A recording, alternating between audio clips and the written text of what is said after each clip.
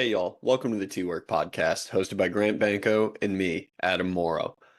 From entrepreneurs and athletes to the rat racers of corporate America and those who refuse to be put in a box, we want to share their stories and understand how they ended up where they are. Success and development come in many shapes and sizes. We want to hear about it all. So grab a drink and pull up a seat. Let's spill some tea and get to Hi, everyone. Today's guest is Kevin Guthrie. Played baseball at Brown University, and then upon graduating from Brown, he went and worked for the Pirates organization and then the Tigers organization, and is currently working for the Florida Burn with his father. That's a summer travel ball team, and then also giving personal lessons. I don't want to get too in depth about sort of his background. We'll sort of dive into that. But Kevin, thank you for joining us today. Let me just dive in and sort of just give you a chance to speak and sort of about your trajectory and your career path and sort of give some background about yourself. Yeah, so thank you guys for having me. Yeah, I guess the place to start would be in my childhood. Kind of grew up in a major league clubhouse. Very unique upbringing. My dad played professionally for over 15 years with a number of teams in Major League Baseball. So I spent my summers in major league clubhouses around like really, popular names in society, but, really interesting people. People that were extremely elite at their sport and really had no idea how lucky I was to be around those types of people. Kind of fast tracking through my childhood where I'm kind of going through all those different experiences and like all the relationships that are created through that. When I was 11 or 12 years old, my dad retired, and kind of life became a little bit more mainstream, where, me and my brother playing travel ball, with Grant, with the Sarasota Tarpons, but my life has always been centered around baseball. Me and my brother have played it our whole lives. My brother Dalton Guthrie, who, from what I understand, was on the podcast earlier this week, is playing professionally right now as a free agent, but was drafted by the Phillies and ended last year with the Braves. So it's a baseball family through and through. My passion as far as baseball development, player development, and coaching in the game stems from the way that my childhood went. It was just a everyday part of life, and even through my experiences, kind of through schooling and playing baseball, I've just always been brought back to it. I've tried to explore different career paths in finance, and even as recently tried to explore things in project management. And it's just hard to get away from baseball. So I've always been brought back to it, and I still find myself in it. Yeah, and I'll start with a lighter side of things. So yes, we grew up together, Kevin, and we did have Dalton on the show earlier, and we talked about sort of him growing up and during the games when your dad was playing, he was watching the games, and I threw you under the bus. He didn't do it, and you were in the playroom with all the other kids playing with Legos, in Dalton's words. Yeah, absolutely, absolutely. I was there building relationships, and Dalton was there learning the game. That is exactly right. That couldn't have been phrased better by you. Building relationships. Not only were you building relationships, you were building towers, I'm sure, Yeah. with the Legos. Oh yeah. It was. I mean, what a special time. Like, just didn't realize it at the time, but like, thinking back on it and like how different childhood was, and like, very grateful now being, an adult and a father of one, almost two here in the next couple of months. So, the ability to have that childhood was special. Which clubhouse had the best kids room when you were when you were younger? Oh man. Well, okay. So we're diving into that. It's funny, like I don't remember exactly the rooms, right? But you always remember like the people, the kids that you were with. Mm-hmm. Like the one I will never forget was the Chicago Cubs family room, and I don't even think it was the best one, but there were a couple players, kids. I mean, like Sammy Sosa's kids. The biggest one that I always played with, Moises Alou. I believe it's Moises Alou Jr., but Moises Alou's kids were like my go-to staples in the kids. I mean, we crushed like Slugfest and everything when we were 8, 9 years old. We thought we were like the coolest kids in town. Heck, but like, I mean, I was always drawn to the family room, which was hilarious. My brother always stayed in the stands, like was stated. And it's funny how like Dalton is just a savant at the game. When he plays, it's just too easy for him. I mean, heck, now that he's got a taste of big league ball and everything, like you could definitely tell like this was almost his floor. Like he was gonna make it because he had watched so much baseball by sitting in the stands. And heck, it always makes me think maybe I should have stood in the stand. I should have sat in the stands, but no regrets. Heck, the kids room, dude, in the family room was like something I'll never forget. I remember little things from like every single room, but definitely Chicago, because it was so cold as well. Like the winds in Chicago, and like a night game in Chicago, there was no chance you were sitting in those stands, which is hilarious knowing, growing up with Dalton can't stand anything below like 65 degrees. So the fact that he was out in the stands, like, there was no chance he was going to go to the family room if the game was going on. It's funny to see now, like if it's like 65 degrees, he's wearing like a sweatsuit and a big jacket. And like back in the day, man, he'd be in those stands, like, chittering his teeth like crazy. It'd be hilarious. Yeah, and Kevin, I guess when did you kind of realize, I mean, even if you were in the playroom, you were still around big league guys and sort of the expectations. I remember, I mean, I met you and Dalton basically around 11, 12 years old, and watching you guys play and sort of get upset about certain things that most kids don't get upset about, making those kinds of mistakes. When did you realize that like your guys' mindset was definitely different in the game of baseball, and the expectations you both had for yourselves, and like the talent and abilities of yourselves, just because you're around those big league guys for so long?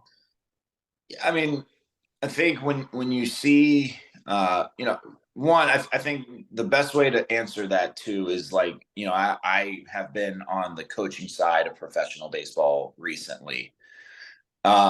Watching your dad go through the hardships and the triumphs of a successful career in baseball, I think lays out like a really interesting dynamic of a couple things. One, like the game's hard. The game's really, really hard.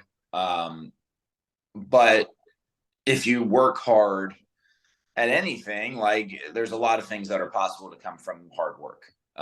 And that's how I was brought up, was the one thing that my dad instilled in all of us. I have 3 brothers, Dalton, and then another brother, Hayden, is like hard work is like a non-negotiable thing.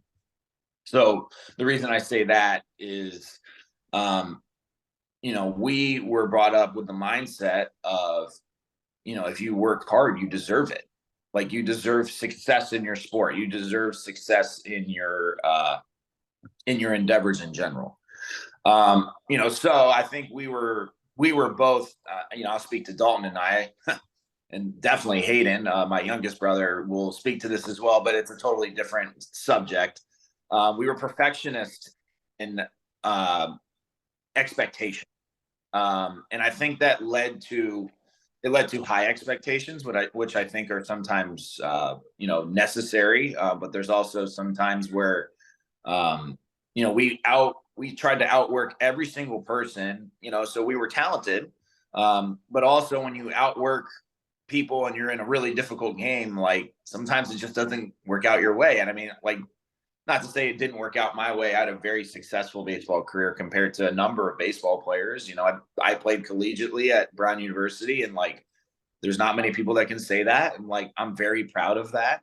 At the same time, like I knew I wasn't going to play pro ball, like probably my sophomore, junior year of college baseball. And, my brother was committed to Florida, as a freshman in high school. And like, um, living in the shadow of that is not the right terminology, but it was also like, what we had done and worked for, like, is what we got. Like, I had earned an unbelievable opportunity to go play collegiately, and Dalton had earned an even, arguably more amazing opportunity to go play at an SEC school. And, heck, like, we were hard on ourselves. Like, I definitely, I'll never forget the summer of my sophomore year. And I'm sure you remember this vividly. I went 1 for 52 in my summer ball, Venice High School Tribe Summer Ball League.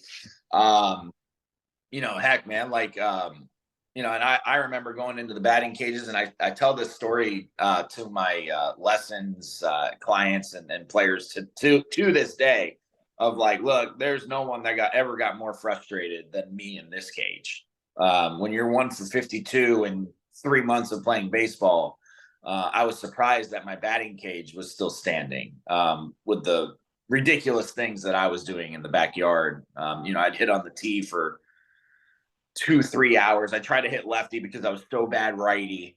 I would,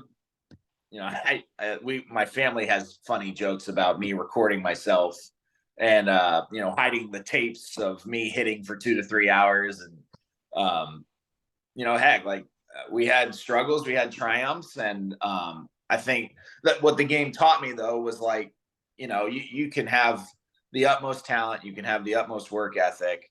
At the same time, man, like the game's tough, and like persevering in baseball is something that I will never take lightly with anyone I coach, with anyone that I run across that's in the game.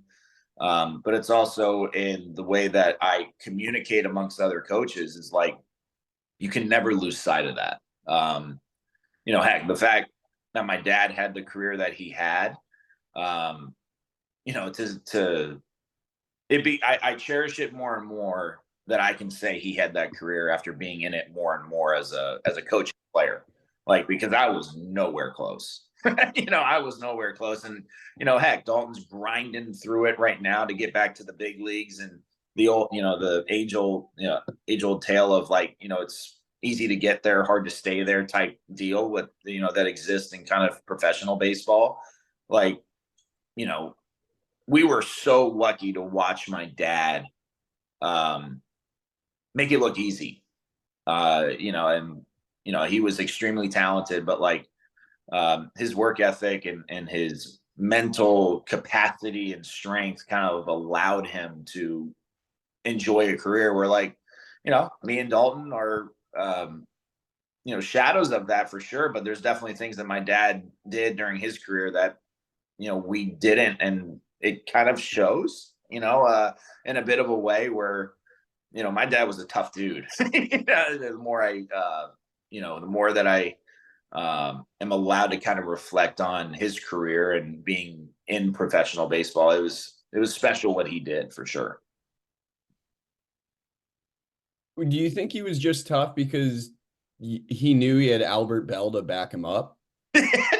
Yeah, right. Through college ball too. Heck, like my dad went to LSU and played with, at the time, Joe Bell, right? Albert Bell, as everyone knows him. Man, there's a ton of stories about Albert Bell from my dad. Hi, can I help you? Can I help you? I'm talking to Grant. You gotta go outside. Just for everyone that's not seeing this, real quick. Yeah, Adelina's 2-year-old daughter is making an appearance right now. Will show up in free. Okay, so heck, man, like Albert Bell was like the toughest man on earth and like the baddest dude ever in Major League Baseball at the time my dad was playing. And it was hilarious because he played with him collegiately, and then I don't know if they cross paths professionally, but I know like my dad has the funniest story. I don't know if it's acceptable or allowed on a podcast. because interesting stories. I'll say that nonetheless. But I mean, dude, I think but what I do think that speaks to is like the people of that generation, and dude, they were tough, dude. I think in today's age, you see a lot of guys that are just I don't know if entitled is the right word, but they haven't persevered through a lot of hardship. And I think like back then, man, like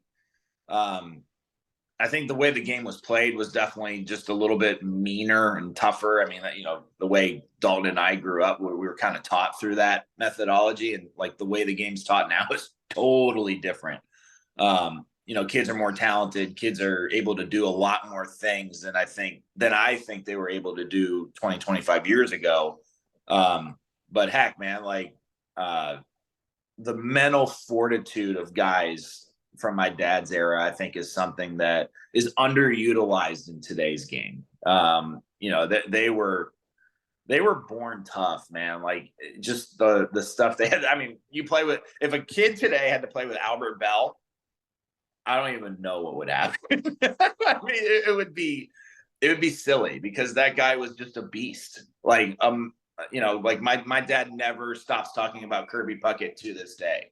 Like Kirby Puckett was like the publicly strongest mental, player of my dad's generation, as far as I understand it. Like, verbally, physically, emotionally, like was just never defeated in any, like it was always a step above, and kind of just the mental awareness of it, but also like the game of it. Like, it was always, hey, like, don't mess with me today, man. Like, don't mess with me. I got everybody today. And it like, he carried it out. Like,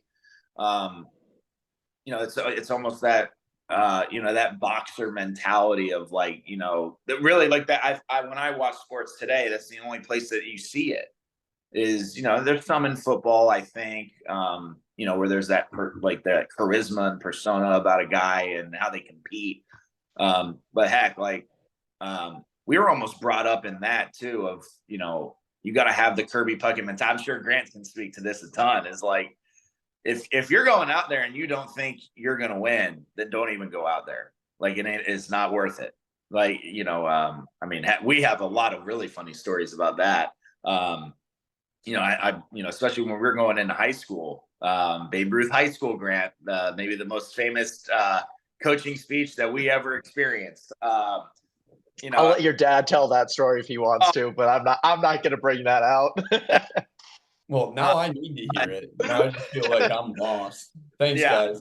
No, a lot of the coaching that my dad did was through that type of stuff. It wasn't, if I had to think back on the ways that my dad taught me baseball, there was so much more teaching on the mental side than there was on the physical side. And I would argue today that, like, the physical side of it and the mechanical, the technical side of it, he's pretty good. Like, but man, like the foundational stuff that he taught us was all based on, players that he had played with, experiences that he had with teammates, the mental side of how those teammates were successful, why they were successful because of their mental approach to the game. And like, just very different than I think most coaches and, most parents, I would say. One thing I think is super interesting here is just like Dalton talked about similar things, but you guys explain it so differently. Like going to, I mean, maybe this is why you were really good at Legos and Dalton just watched baseball, but like Dalton, like every time we got into this with Dalton was just like, dirt dog, be a dirt dog mentality. We just heard dirt dog 35 times, which is great because then we understand how he internalizes it. But then we hear it from you and we can hear the breakdown of like, no, the physical gifts were there, but like the real training or the ability to endure is what we were taught or had to learn for the mental side of the game. which I mean isn't as discussed. Like obviously that's becoming a little more commonplace. I just wanted to throw that out there. It's not even that I have a question because I don't want to take off from like what you and Banko are going through right now. I just found that as a really unique observation that like two brothers, same experience with the same dad, can internalize the lessons, the baseball, the learning in two very different ways. No, Yeah, you go, Grant. the funny part is like I I never heard Dalton ever say dirt dog until we interviewed him on here. So like it like and like I never even like I see Kevin and Dalton every time I go home, like for the holidays, et cetera. We go on vacations together, and like having these conversations on the podcast and like actually thinking through things. Like we don't have these conversations and talk about these things at all. And it like, but it makes all sense now. And like thinking about your dad and how he did coach us. I mean, the PG version for you, Adam, is he basically called us mental midgets for 15 minutes straight. It was As basically 14-year-olds? Oh, yeah. yeah. So to add context, we were 14. We were a pretty good team, and we were playing in like a Babe Ruth league. And like the first half of the year, none of the JV at like Sarasota High School, the JV kids played in it after their JV season was over. So the first half of the year was non-JV kids. So we were our own team and basically just beating everybody. And then the JV high school kids came in, and we went like 0-7. And he was just basically like, you're mental midgets, you're intimidated by high school kids and you're better than them, basically, but in a more non-PG version of that, and for 15 minutes straight. Yeah, no, it was like I'll never forget it because like it was the same team that we had grown up with for maybe a year or two. And my dad was our head coach, but he was also supported by like Grant's dad was a coach. And then we had a couple of other coaches that were helping out, I think. And I think all the assistants were a little bit surprised when my dad started speaking.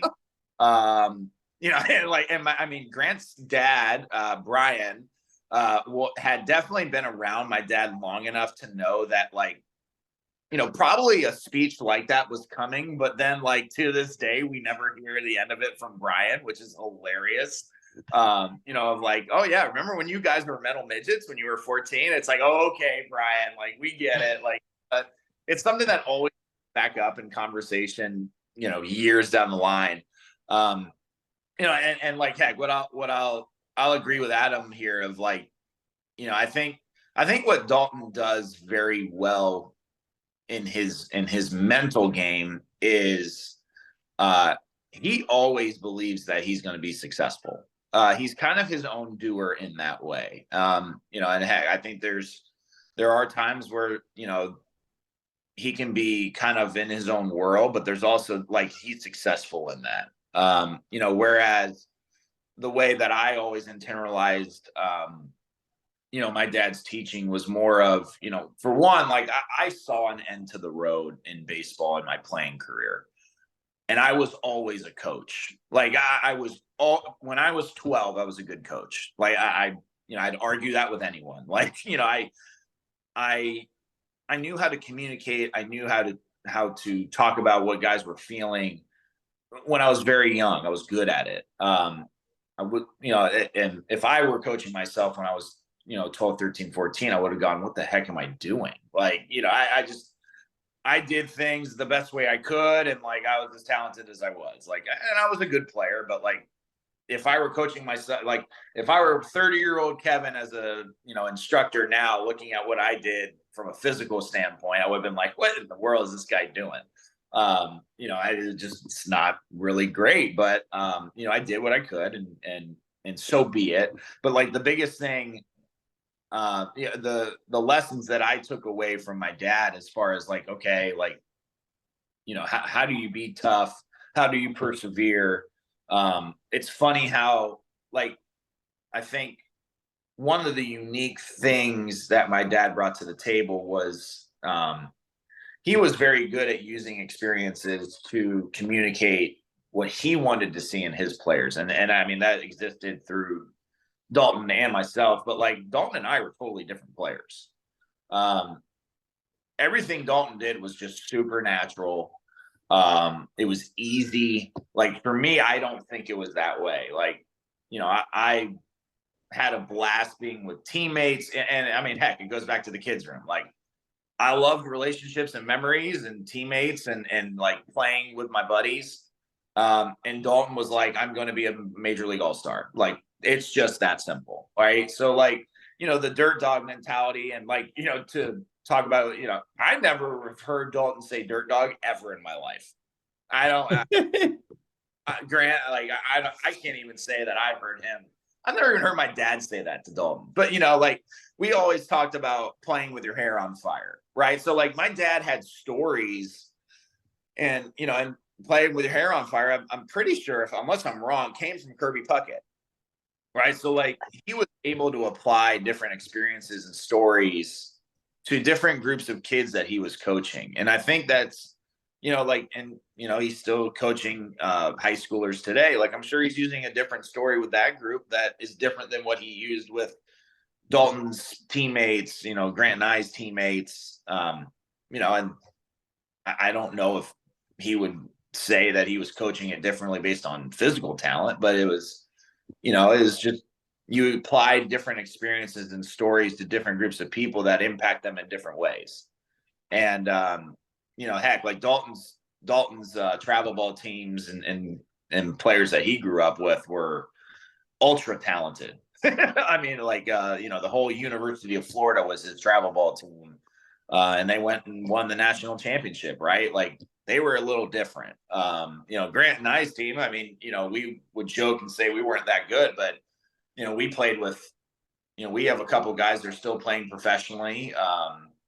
Like our team was arguably one of the better hitting teams my dad's ever coached. And like, it's hilarious to sit back and say like, oh, like, we weren't that good, but like our teams were pretty good. It's just funny to, as a coach now, to see how my dad has coached different groups is really interesting. And the stories he uses to kind of impact those different groups. I will add that the other half of our team is in jail. So don't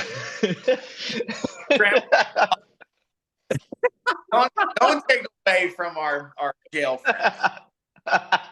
Get rich or die trying. Yeah, exactly.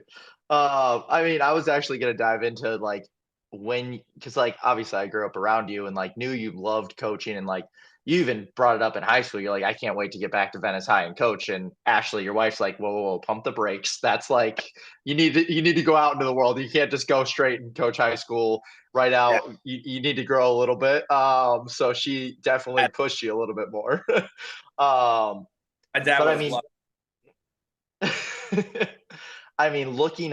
going into the Pirates organization, going into the Tigers organization, what pieces, you had the exposure from growing up and around your dad and sort of the old time game, and the game has evolved a lot. And like, how have you, like, having those experiences and getting exposure to basically the new type of baseball? Data has come into play a lot over the last 10 years.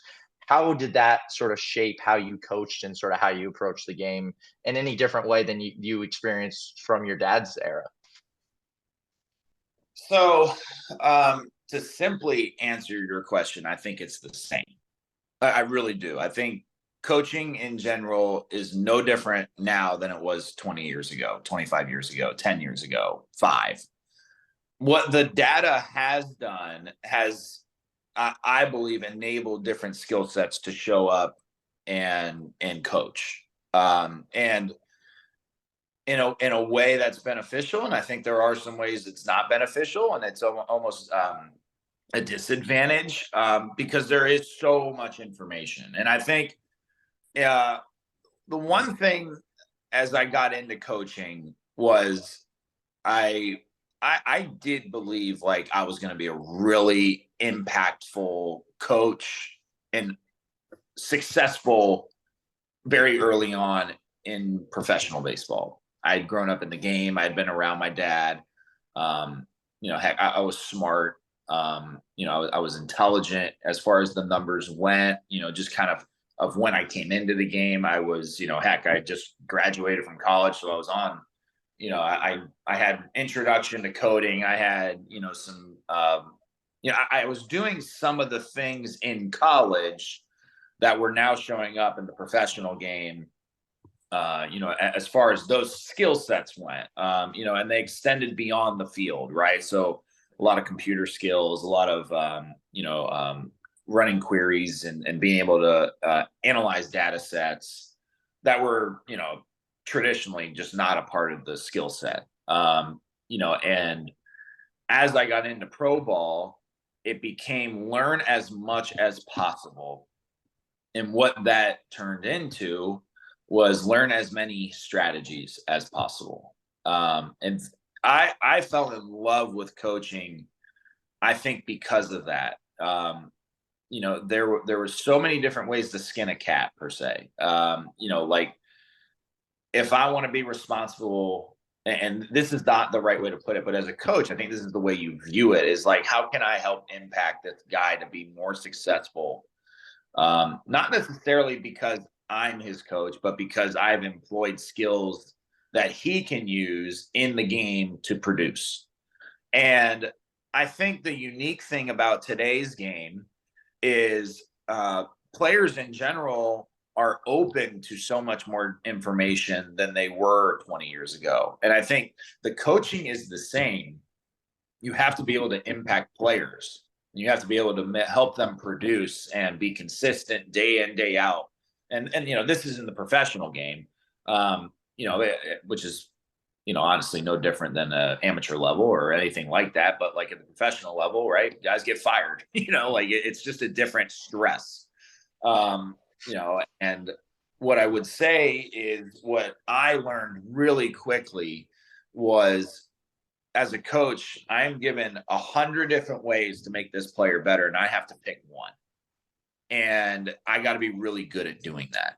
And the one thing that I have observed with a lot of my work is the clutter of everything can become the disadvantage if you're not really good at removing the clutter and becoming clear in your messaging, becoming clear in how you communicate. And I had a natural skill for that, where one, I had a lot of unique experience of seeing really good players be successful, but also I had the skill sets where I could dive into numbers and I could dive into different player plans and see why guys were maybe struggling or why they were succeeding in different parts of the year, and kind of help them, become more self-aware or, better self-coaches, and that in today's game is pretty tough. And I would say I was pretty good at it, but man, like, I think you do see a lot of coaches that are on their path of discovering how to do that. How do you become a clear messenger?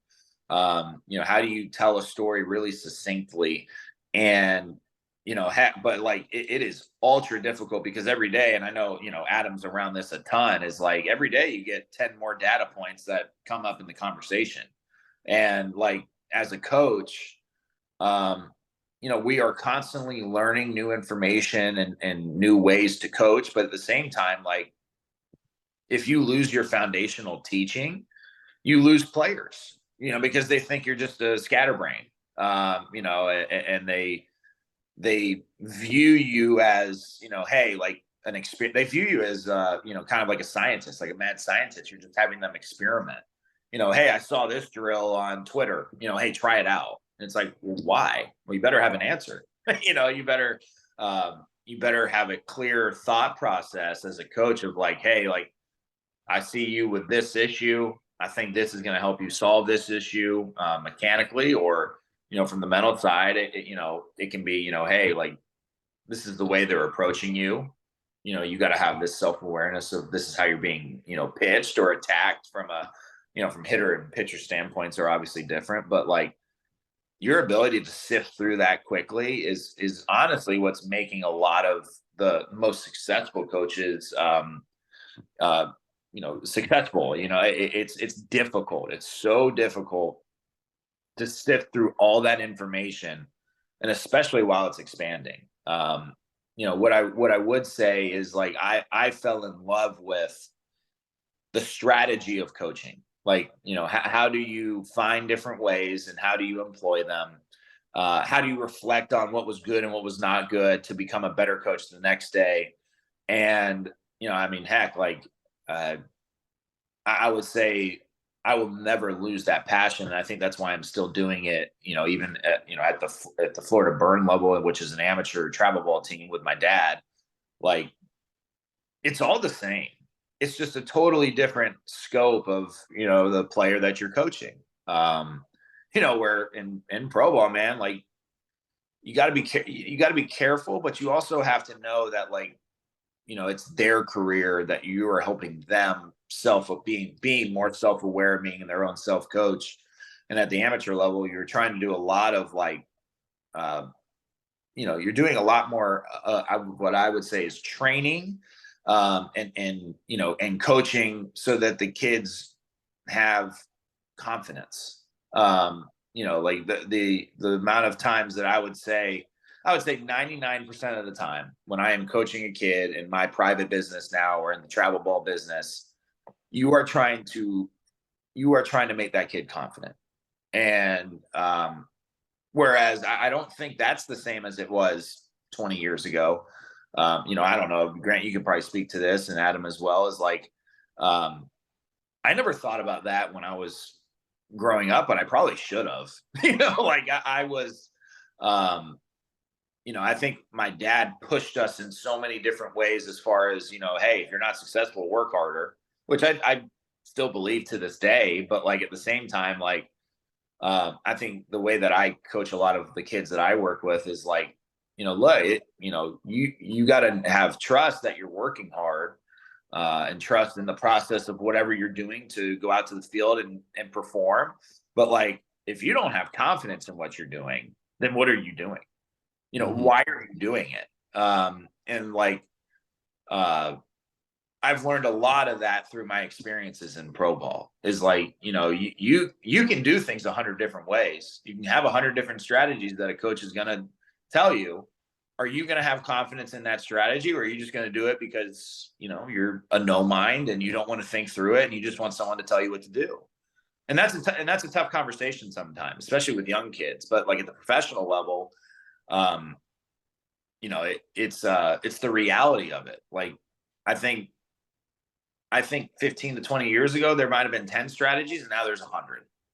But it's the same way of like, you got to pick one that you're convicted in as a coach that's going to work. And that's what's really hard of being a coach in today's game. Yeah.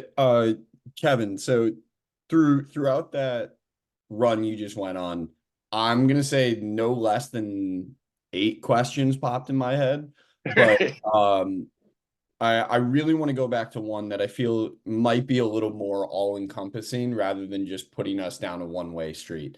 Right. You echoed it twice. Now it feels like there's 100+ ways that you can lead an athlete, with the end goal in mind being make them as successful as possible. Hey, Addie, hopefully you can help with this answer too. Right. But what does your filtration process look like when you have a player, you have an athlete? As you said, it's almost like a science experiment. What process do you go through to select what path we're going to go down? Whether it's drill selection, whether it's communication approaches, your presentation style to that athlete. Is it going to be like learn as we go? Like, just take us through that if you don't mind. Yeah, like, one thing that I've learned as a young coach was and I think every coach goes through this, is there's a time as a coach where you think you're on the path of like knowing everything.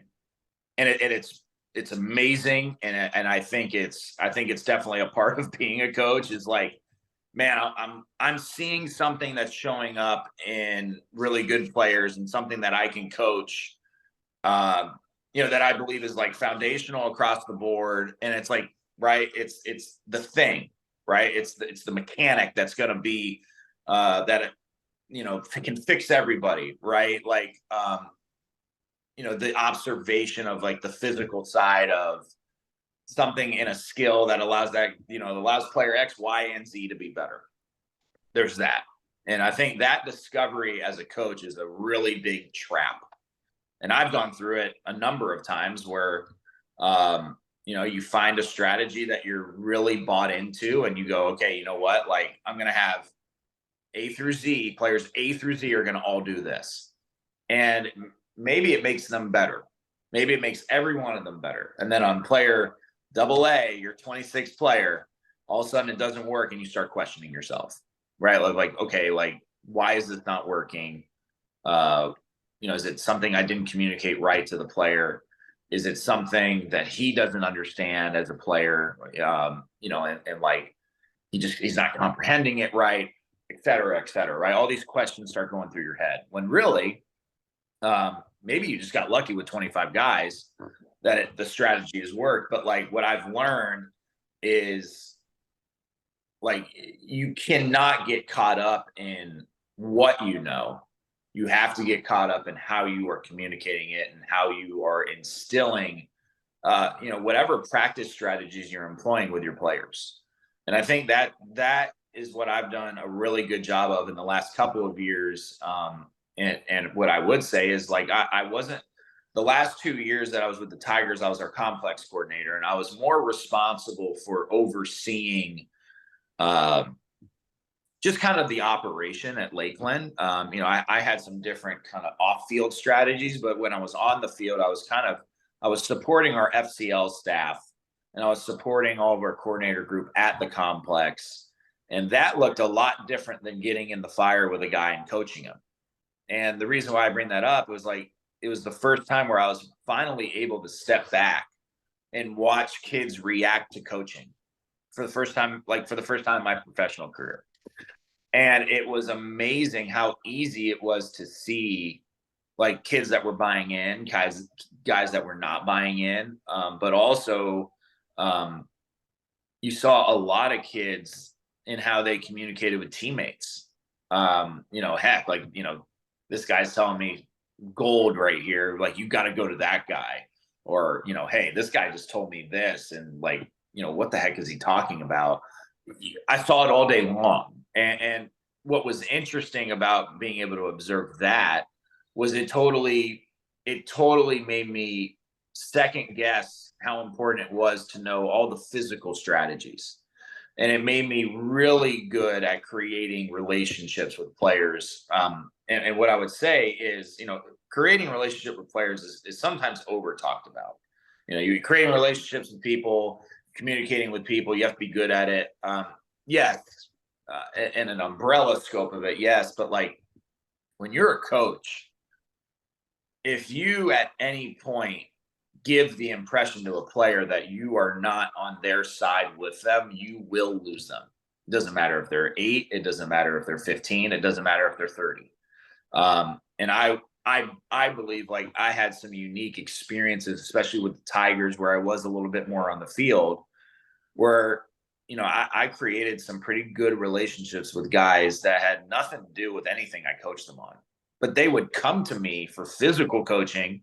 And I had never taught them anything physical, not once in my career being around them, but they would come to me because they knew that I probably had the utmost interest and respect for them trying to become more successful. If they were struggling or if they weren't understanding something that maybe the organization was presenting to them, like, they knew that I could help clear up the message for them. And so the simple way in answering your question, Adam, is like, I think a lot of times, as a coach, you're just always developing. You're always developing strategies on the physical side, the technical side. But as soon as you get caught up in that world and you start losing sight of what I would say is it goes beyond relationship. It goes beyond like the relationships you have with your players. It has everything to go on like the connection that you have with them. And I think when I say connection, it's does that guy trust you? Does that guy believe that you're going to impact him positively no matter what? Are you going to tell him the truth? And I think that connection, and like, I mean, it's hilarious. Like Grant and I, as much as Grant says we talk every single time, every single day, like I talk to Grant twice, 2 or 3 times a year, first of all. And like, but like Grant and I know at the end of the day, like best buds, like we're going to tell each other the truth. Like it shows up in my regular life. It shows up with my friends, in my friendships, in my relationships with others, the same way that I coach is like, if I ever lose sight of the fact that Grant doesn't trust me or doesn't think I'm telling him the truth, then I don't have a friendship with him. It's the same. It's the same for coaching. If at any point a player doubts the things that allow me to be truthful and allow me to present information to him for him to utilize, then I'm just doing it because the organization's telling me, or I'm doing it because I'm caught up in becoming a better coach and getting recognition, which that happens a ton, and respectfully so. Like as coaches, like you are allowed to coach as good as you are a coach, right? And physical side is part of that, but like it's really about your relationship with the player, and like, can you constantly be a way for that player to express, reflect, and learn about himself. And I think that's the best way to put it, is like, I see that more in myself now than I did when I began coaching. Is like, I can know all the strategies at play. I can know all 100 strategies, but I have to be really good at finding one and telling that guy, like, look, this is the one I believe is going to work for you. And I have found that, even I'm not with the Tigers anymore. Actually, I'm with the Florida Burn now as a coach. Like I still hear from Tigers players in the off season, and it's solely because they know, like, I'll give them the truth, and I'm help them the best I can, which is all you can do. Mm-hmm. Yeah, that's really cool. I agree with you wholeheartedly with the develop trust, and I like your phrasing of it. Like connection is the more powerful word to you than even relationships. And I understand that, because connection has a very visual sense to the word. Yeah. It's more than just the physical sense, like you said. It's being on the same wavelength. It's trusting that what you do is going to impact the athlete. What the athlete does is going to impact you. And we're always going to have that back and forth interaction. So now, pushing it a little more onto like your personal continued development. You talk about you can always learn the newest strategy, what's next, what's coming up. Is there like an internal audit process you go to? So beyond just like filtering what you're presenting to players, is there a process that you go through, whether it's daily, to assess what you're learning, what you're taking in, what you're throwing out? Right. I've been able to be around a lot of, I think, really good professional coaches. I'll name a few. One being Tom Prince, who was the bench coach for the Pirates a couple of years back, and actually when I went to Detroit, was the AAA manager at the time that I joined the Tigers. Mike Alvarez is a manager that I talk to daily with in the complex with the Tigers. Brian Pena, who was a catcher for a long time with the Braves and the Royals, was then became a manager with the Tigers in the minor leagues, and is now the catching coordinator for the Tigers. And the reason why I bring those three names up is because one, their experience in the game allowed them, I believe, to make really good decisions on their auditing process. Princey was definitely a more traditional, old school guy, really, really tough, but also like you knew that if you went about your business the right way, like he loved you up. Like he was, he'd go to fight for you as long as you were taking care of your business. And I respected the heck out of that. Like, he was very truthful. He was authentic, but he was tough. Like, old school tough, like blue collar tough. And he showed me a lot of things about, how to create authentic relationship. It's not about being the best coach. It's about being truthful. So for one, as far as my internal auditing process goes, like, it has to come from a place of like authentic honesty, truthfulness. As far as, if I'm observing a situation, I'm observing a player, and I got to give him the best coaching that I can give him, it needs to be truthful, it needs to be authentic, and it needs to be it can't have any BS to it. It needs to be the truth. And that sounds simple, but it's sometimes really difficult. Like, there's a lot of factors at play. There's a lot of diplomacy at play, as far as the professional game goes. But at the end of the day, like, you have to tell that guy the truth. And if at any point he thinks you're not telling him the truth, like, it impacts the connection that you have with that player. Then I'll go to Mike Alvarez. Like, Mike Alvarez was a very successful coach in minor league baseball. He's coached for over 40 years, primarily in the Royals and the Braves organization, and then was with the Tigers. I believe he was with them for about 7 or 8 years as a pitching coach, and then became a manager. And Mike had a unique ability, especially as a Latin player, he had a unique way of understanding the Latin culture, how Latin players were coming up in professional baseball.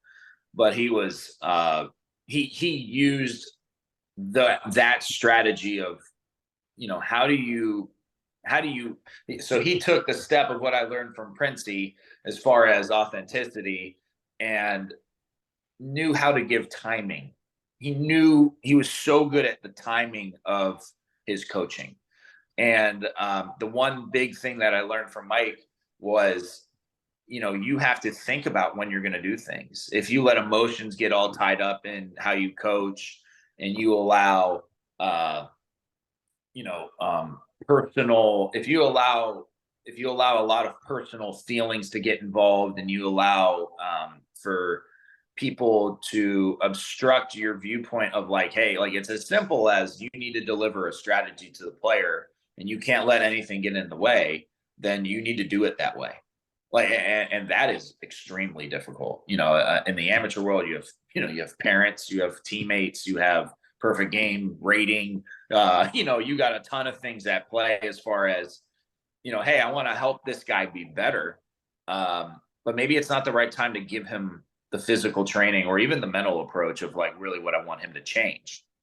I've had a number of clients, and there's one client in particular that comes to mind, where I've been coaching him for about 3 years. I would say about a week ago, I finally was able to tell him a certain thing that I wanted him to do physically with his swing that he was not ready for about 2.5 years. And like, I told the kid the same day that I taught him it, like, hey, like, I think you're finally ready to kind of accept what I'm about to give you.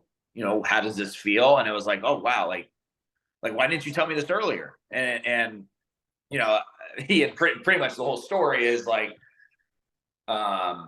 he was a kid from kind of out of the country, not international, but just out of the country, and was new to the whole travel ball landscape. Came to Florida and was impacted by a lot of like older players that he was around at different facilities or training sites. And, it was just, as we all know, as coaches, like, hey, well, Albert Pujols said he does this, so I'm going to do that. And it's like, well, okay, like, sure, you do that, and like, it's not worth the battle. Right. But finally it got to the point where we had a discussion about a physical thing going on in his swing, and man, it clicked for him. Like, it did some really good things. But if if I would have taught him that a year ago when he brought it up to me that, hey, this kid taught me to do this because he saw this in my swing, I would have lost the kid. I would have lost the player right then and there by saying, well, you're not a good analyzer of your own coaching. Like that's what I would have been telling him is like, but look, I gave him his time. I gave him his time to go through it. He was still successful. I wasn't going to let the kid fail, but like, the timing finally came where it made sense to have the conversation about why he was doing certain things, and it panned out to be perfect. Where he saw some immediate results, but also he's continued some good results, right? So to get back to Mike, before I had worked with Mike, it was all about, watch how quickly I can impact this guy. Give me 2 weeks, I'll make him good again. Stupid thoughts, that were just selfish. And like for a guy that had been in the game, he had been professionally coaching for almost, if I believe it's over 40 years, like he taught me how important timing was, even with staff, even with with players, with staff, with everyone that you're working with or working alongside. You have to know your timing, and you have to know how to present information in the right time. And that was, I will never forget that experience that I had with Mike.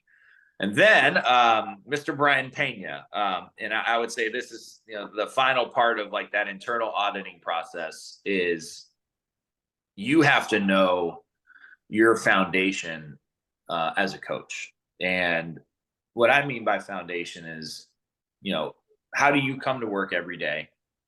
How do you present yourself as a coach every day?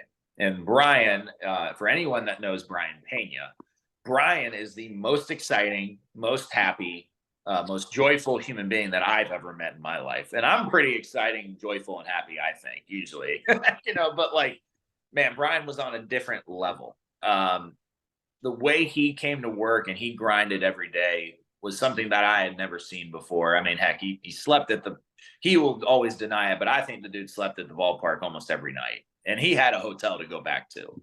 But he was so passionate, brought so much joy to the field. And,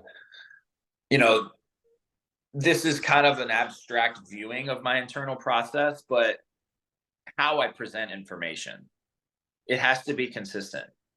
Like, you go through this whole process of, okay, what do I need to give the guy? When am I going to do it? And then how, right? Like those are the three things I'd say I go through almost every time I'm thinking about what I'm going to do to coach. And like, what I would say about the how is like consistency matters for a lot of different situations. Like one, there's a lot of things that go on in everyone's personal life, and personal things are always going to be there. It's never going to go away. If anything, always life gets harder, right? Like you would never know that with Brian Pena. You would never know that he was having a really bad day. He was having a really good day. It was always a big smile on his face and like, hey man, I'm happy to be coaching you. Here's what I got for you today. And it was like, it was remarkable, the success rate that Brian would have with different players going through totally different situations, whether it be life, whether it be baseball, whether it be technical, mental. He was consistent. And like, I think messaging with that is super impactful because it allows the player to relax and absorb information. If all of a sudden he is noticing as a coach that you're just in a different headspace or you're just in a different place as a person, I think it impacts your connection with that guy. But if he knows that the way you're presenting it is no different, like, hey, this is going to be extreme, but hey, mom died, or like, hey, I know you're 0 for 4 tonight, but you're going to come back tomorrow, in the same exact way. As far as the playing space goes, like, hey man, hey, if you don't do this, if you can't make these changes, you're going to get released. Like those are real conversations in the pro space. Like, and then there's also like, hey man, like you're going to AA, you're getting promoted. Hey man, you won an award for the month, those are two totally different scope conversations. And he presents them in almost the same way. like, and heck, this is a very serious conversation about, your performance lacking, but then this is also like a huge congratulations. Like, if you took the verbal out of all the conversations that he has with players and staff, like they almost look the same. That's remarkable. And it definitely made me think twice about how I was going to present information. So like those were definitely the three things, especially from different people in the game that I had learned from, that did it, that they did it so well. The authenticity of the connection, the ability to actually give the truth, the timing of when you did it, and being really thought out about when you were going to do things, and then how you did it. Um, Sometimes you're going to get the strategy wrong. Sometimes you're not going to present the thing that's going to make it get click for a guy. But if you go through those three things and you really are thoughtful about it, you have more opportunities to coach the same guy. And I think there's a lot of times where people, as coaches, we don't go through that. And I've been lucky to kind of have that, just kind of that self-observation, but also, I wouldn't have learned it if I wasn't a good observer of other good coaches. And like, I think that's a huge part of it too, is like, there's so much to learn from different people in baseball, but in life in general, if you just pay attention. And those are probably the three biggest things for me internally that I didn't do 8 years ago when I started my career in baseball. I would have only learned those things by paying attention, and they've made me a better coach. Yeah, and I think you summarized it well at the end of connecting it back to your internal audit is learning from other coaches. I mean, growing up, you had your dad, then we had Coach Faulkner, who played AAA ball and played with your dad growing up, and very successful high school coach, to learn from him, and then learning from the guys in pro ball as well. I think everything is going back to, I mean, from the playroom to now, is relationships and being connected with other people and building those relationships, building those trusts. Obviously, the playroom was just Legos, and that's how you built a relationship. You're around them, and that was easy. Growing up, as you got further along, because like as you said, we talk 2 to 3 times a year. We don't text each other at all. Like people are like, we're like, both of us get asked what we're doing. Neither of us have any idea. But like once we see each other in person, we're back and like it's fine. I'm just curious how you approach building connections now. And like when you go into a new environment, how do you go about building those relationships and connections with coaches and players? I would say, one, I'm an open book. I think I almost get weird looks at times how open I am in a room that I maybe don't know. But I think I'm authentic in that way. I like to pride myself on the passion that I bring to every room, or really the fun loving side of what I can bring to any situation, any group of people, any individual. Like, I am all about having fun. And like at the end of the day, like in my professional career, in my relationship at home, in my family life, in my relationships with friends and others, like I'm the fun guy. Like, or at least I like to think that. I like a lighthearted, stressless mood about the place. And like, as far as that goes, like, I think that just opens up others to be authentic in themselves. Like, if they see me being a goofball, which at the end of the day, it's almost what I am, is, I just like to bring fun and passion to everyday life. Like, in a stranger, like, I'm just going to allow that person to be themselves. Like, if I don't know you and I'm being a goofball, and maybe we're at a work convention, or maybe we're at a clinic on coaching, maybe we're out at I don't know. There's so many different unique ways to meet people, right? But like on the professional side of it, usually the way you meet strangers is like clinics and seminars, or different places where, people with the same skill sets are trying to learn new things. Like I think the biggest thing in creating connections with people that you don't know is like, be yourself. And that's super simple, but I think I think you allow others to be themselves, and that's opening. It allows you to have really, like discovering conversations with others that maybe they wouldn't have if there's any guard put up. So for one, I think that in myself allows me to meet new people, that maybe, and like, here's what I'd say too, is like, I'm not really good at it, but I will never fail to be myself in a room of strangers. Like, and like, I don't know if that's, an aha moment or anything for whoever would be viewing, is like, if you have, if you're looking to build connections, one, I think it's hard. And I'm like, I have to be at really close to the extrovert end of the scale of introvert to extrovert. But like, what I do know is like, you have to find ways to allow people to be themselves, because then it allows you to be yourself, and then you create your relationships within that. As far as like, how do I use those different strategies to kind of build new connections in a simpler way? Like for me, I want to be associated with people that are extremely like highly driven. I believe that's something that I believe that's something I employ on an everyday basis, is like, I'm purposeful. I want to be able to have a sphere of influence. So as far as creating connections go, like, I'm looking for people that I can help make a difference in their life. And that's coaching, that's relational, that's at home. I don't ever want to go through a day where like I didn't help somebody. And like, when I have bad days, it's because of that. Like, it has nothing to do with really anything else, but like, did I impact someone in a positive way today?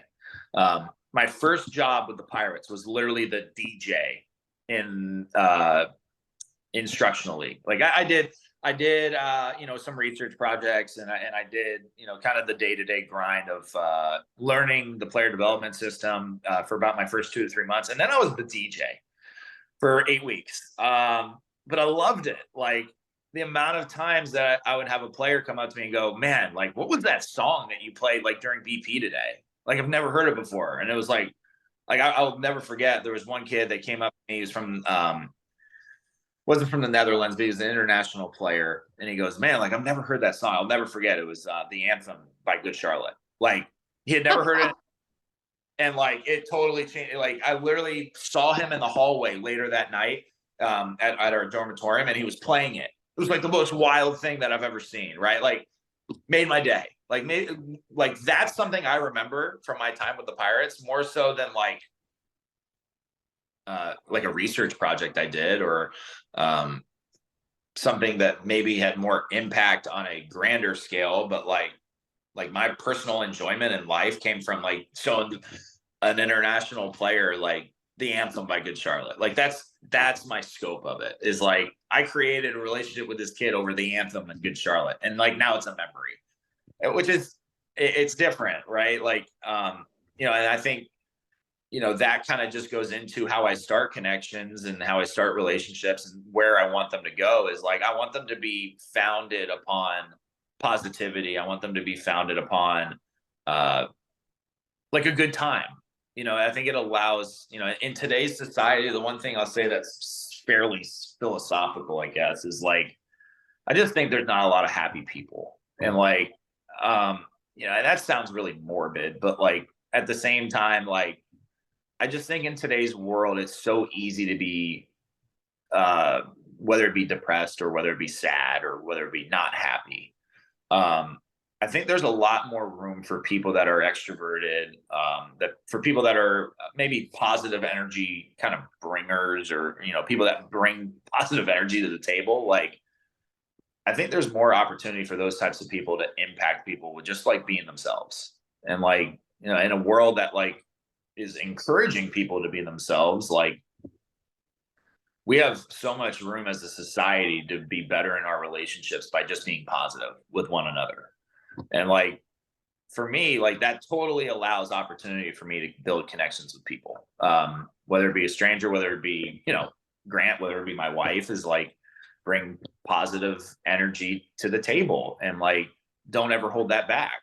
I think it's hugely impactful, especially in today's age of just the world that we live in, where information is going crazy everywhere about tragedy or not positivity, I'd say, to keep it light.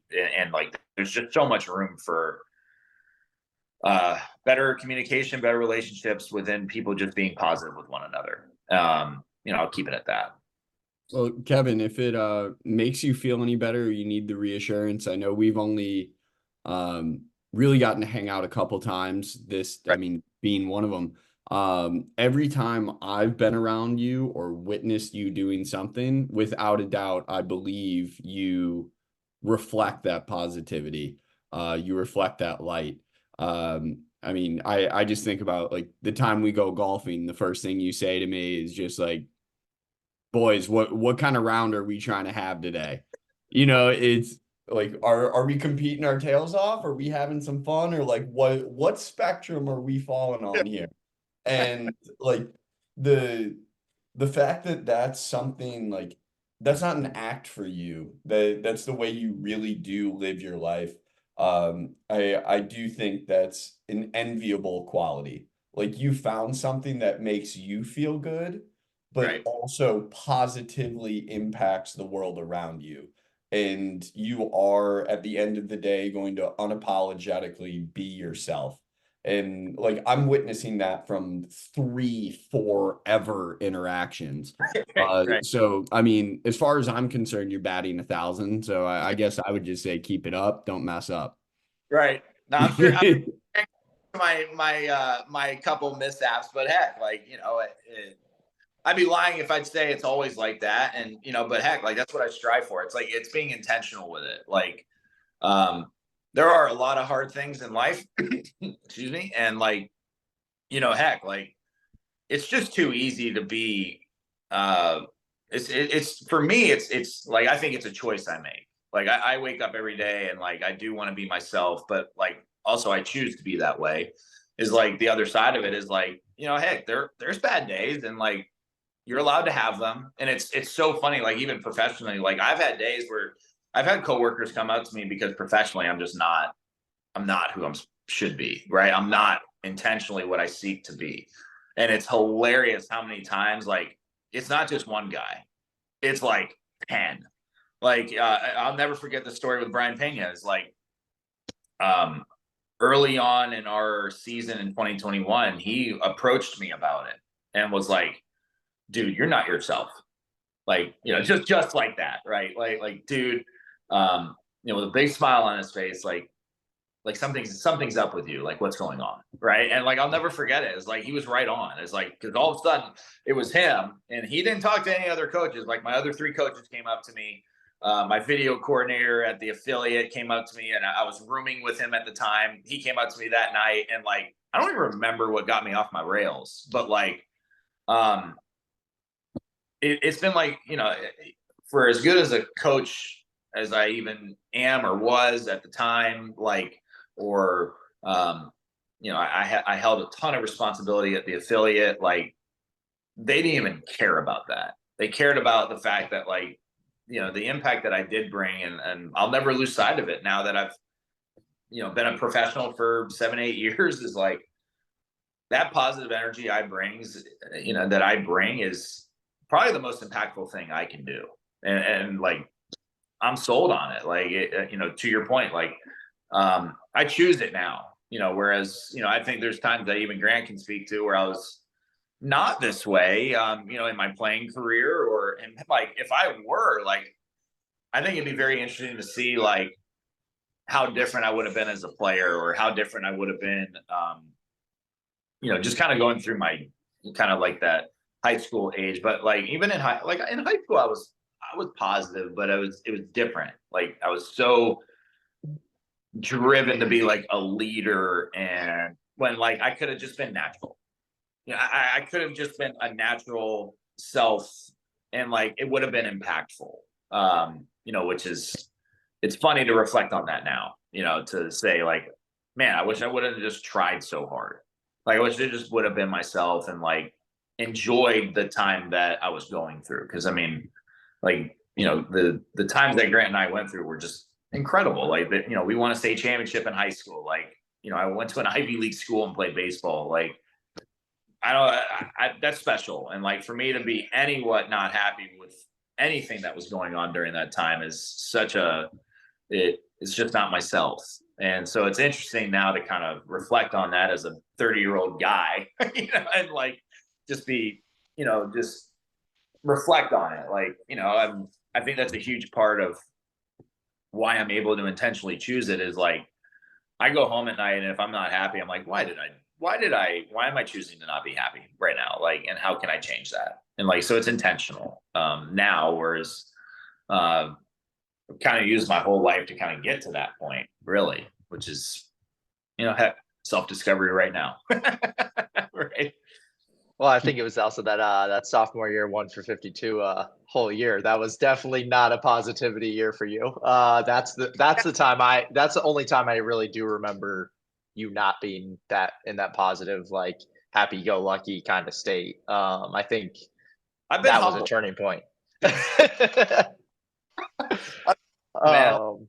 It's to the point of like, there's definitely times to detach, to not be yourself, to allow yourself to have emotion, not fake your emotions, but be authentic. But at the same time, you do choose to get back on the right tracks.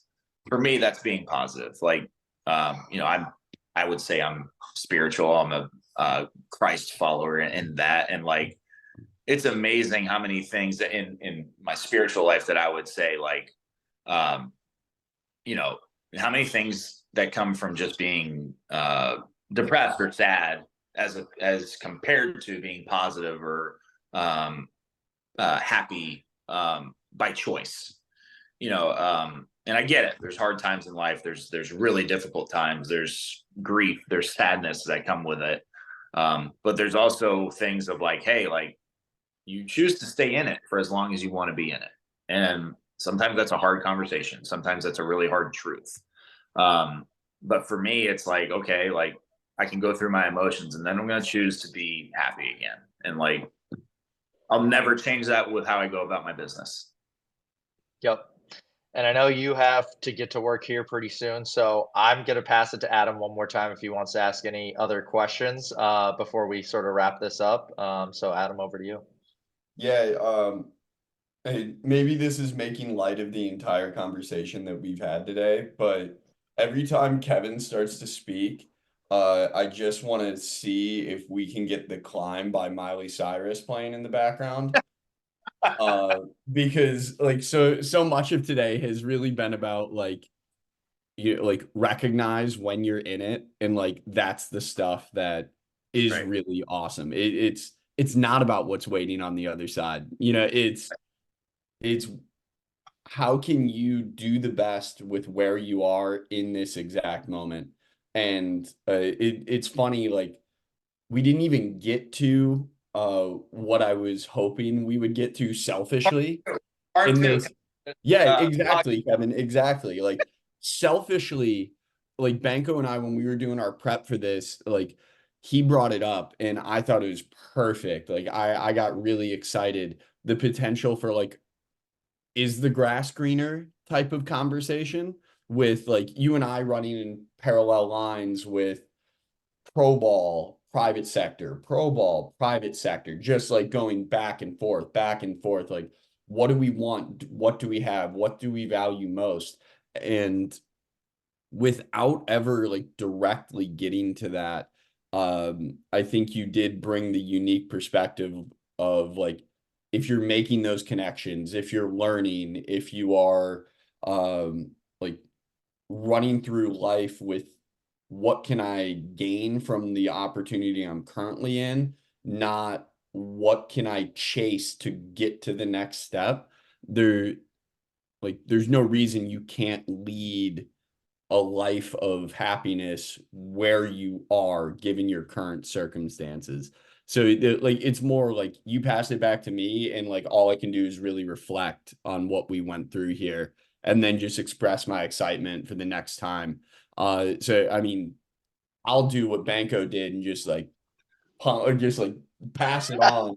Like Kevin, is there anything that you feel like you just want to throw out before we get out of here? Whether it's you want to Yeah. plug, like, I mean, if you want to plug your own coaching, like we obviously learned about who you are today, or if it's just like a final thought you have, even just reflecting on this past hour or so of conversation. Right. So here's one thing, and I know this will make Grant smile. One of the most impactful things that I was ever taught was like, one, you have to be goal driven.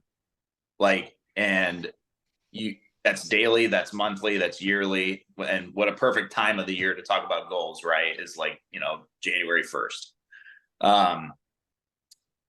I would say I am a very good, I'm very good at coming up with my own goals and seeking them out, but I'm also really not good at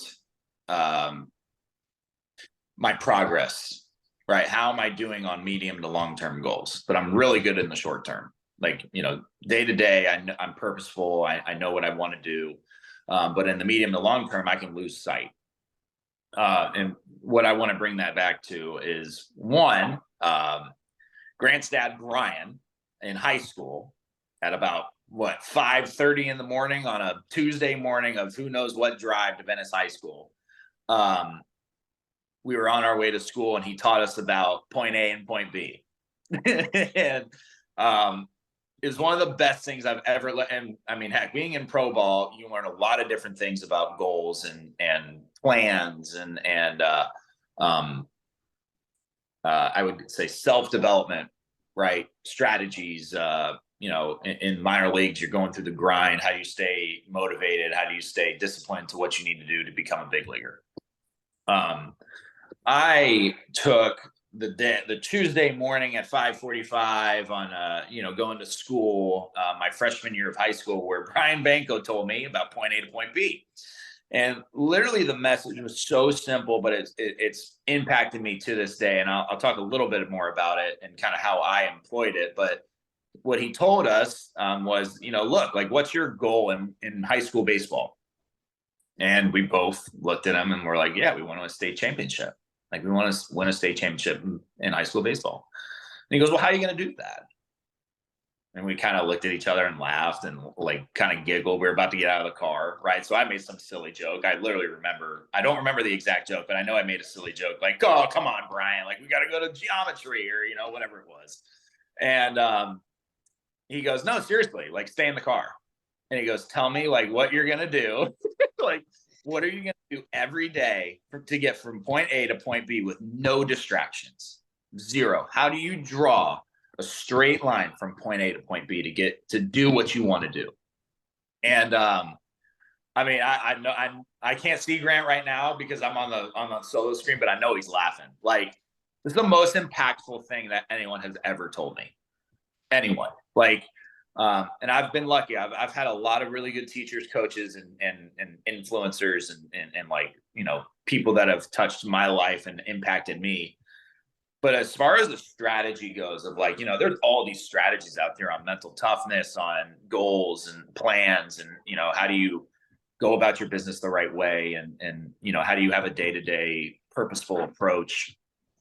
It is so simple. And like what Brian taught us that day about, like, if you want to do something, whether it be long, short, or medium term, you better know the different things that you want to get done within that and remove distraction. Like, you have to be purposeful with removing distraction. And like, I would say Grant and I had a very different high school experience than most kids, as far as like our, I mean, we played video games all night. Like, that's all we did. Like, we didn't have, I would say, like, the prototypical high school experience where, like, we took care of our business in the classroom. Like, we hung out with each other over video games, and then we played baseball all day long. And like, those were the three things we ever did. And like, I don't know what would have changed. And I'm not saying I just think it's a microcosm of like that strategy being brought up and having that conversation of like, we didn't get involved with stuff that could have impacted our goals. And the one thing that I'd say in like a direct correlation of like my professional life is I literally had times where, when I was going through a time where, big times of self-reflection or big times of making goals for myself in the professional space, like, I used how to get from point A to point B. I have a notebook of like 360 straight days of working for the Pirates of point A to point B, where I literally, on a page, I drew a point A, I drew a point B, and I wrote under point A how I was going to get to point B. And then around lunchtime, I would draw a line of how I was doing and like the distractions I had within that, what I had accomplished as far as getting to point B. And then at the end of the day, I would literally go back to it and finish the line. And man, there was some days where I had a pretty good straight line. And there was some days where it was not. Like it was just all over the place. And, it was not purposeful, but also just like heavily distracted. And, it taught me so much about goals and so much about purpose that is just, I don't know if you can coach it in any other way of just being like that clear with it.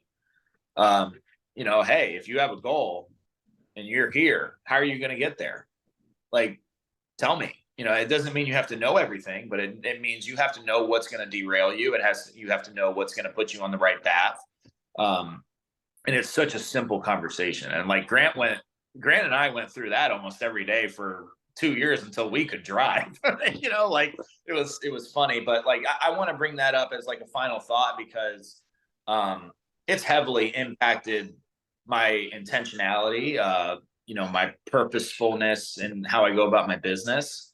But also it's how I seek out people.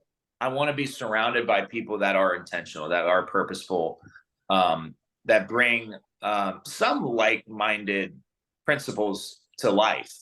It doesn't have to be that they're all goofballs, but it's, people that are highly driven, like want to be successful, want to be, at the top of their, at the top of their level of what they're doing.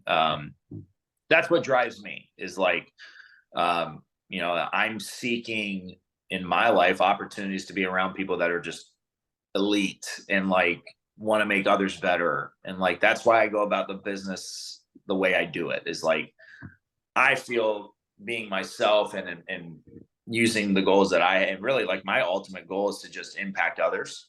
And it seems simple, but like that can look a lot of different ways. And like now having a family and having a life at home, that's just more centered around my family. It's like, I have the ability to impact my family, but also impact like my area, in the Sarasota area with baseball. And like, I can do that by not even talking about baseball. Like, and that's cool. So point A to point B, like literally the best strategy I've ever had as far as anyone looking for plans and growth, and like, definitely reflection. Write it, like for me, write it down, put it on a piece of paper, make it visual, put it in front of yourself and like reflect throughout your day. Like how are you doing? And like, you put that over, like what I ended up doing is like, I had a binder of literally 360 pages of scribbles. And like, some people would come into my office and look at the binder and go, what in the heck is going on here? Like, what are you doing? And I would explain the story of point A to point B. And like, it would like some people actually took it up, but most others just understood that like, hey, like this guy's intentional. Like it's someone I want to be around. And like, those are things that I'm looking for in others. It's like, okay, like, people will, for me, like people that don't have those goals to get better every day in the short term, I think you can be clouded in the long term, in the medium term as well. So it's like, as we begin a new year, my goal for this year, as far as New Year's solutions goes, is like to continue building all the things that we've talked about today. Is like, how do I get better every day at the things that I believe are foundational to myself to help impact others that are in my sphere of influence. And that's my final thought for today. Well, I got real nervous there when you started. You said Grant's gonna laugh at this. I had no idea where you were going with that. But honestly, I did not expect you to bring up. So that's quote unquote the talk from My Yeah. dad, so basically our whole travel team, like it was a rumor mill basically, like from 13 to about 15, and it was like, did Brian give you the talk yet? Kevin gave Kevin gave you the short version. Yeah. There is a 15-minute long version that he gives. I can't recite it. I don't remember it, but we'll bring him on at some point and we'll make sure to ask him to sort of give the actual official talk over this. But Kevin, it's been fun. I appreciate you coming on, talking through things. I mean, like I said, we wouldn't have these types of conversations or like hear this information like me just coming over your house. Like this definitely gives us a better platform to have different conversations. So I appreciate you coming on. No, I don't want those conversations to happen at my house, Grant. That's not going to happen.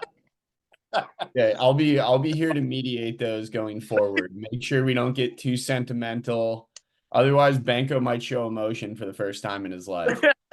No, that'll never happen. All right, No, Kevin. fun. Like, I appreciate you having me. Like, this is definitely like, hearing Grant talk about you guys starting this is awesome. Like, I hope it's something that can take off and like you can get, I've having podcasts that just allow people to talk about their experiences and what they're going through and like what they've learned in life is like super impactful. Like super proud of you guys for doing it. Well, thank you very much, man. Best of luck with work today, and we'll talk to you soon. Oh yeah. Oh yeah. Thank you guys. Hi everyone, Grant here. Thanks for tuning into the show. If you could like, share, and subscribe, we'd greatly appreciate it. Also, if you think you or someone you know has a good life story to tell, we are always open to guest suggestions. You can send those suggestions to our email, tworkpod@gmail.com. Thanks again for the support.